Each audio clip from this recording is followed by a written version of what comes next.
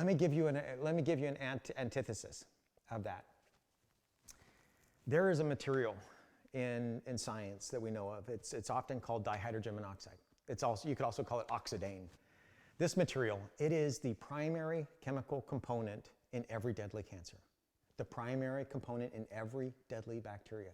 This material has the highest pH for any acid known in nature, the highest pH. Thousands of people, literally thousands of people, every year in the United States die from inhalation of this chemical. It can be said accurately that everybody who has ever ingested it or that does ingest it will die.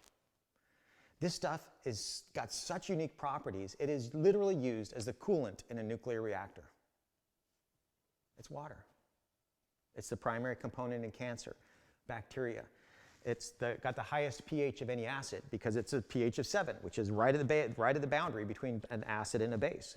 So it's the highest pH of any acid and the lowest pH of any base. And thousands of people die from inhalation every year. And everybody who has ever ingested it or will die. And so I can spin something to sound horrible because everything I said was true. But everything I said was misleading because I took it out of context. And the context is, yes, there are risks with water, but we know how to mitigate those. A window is another good example, right? There are windows all in this room in here. How dangerous is a window? Well, if it's broken, it's pretty dangerous, but then if it's broken, you know to treat it differently. Because you could come up with another narrative. How many people can I kill with a broken window?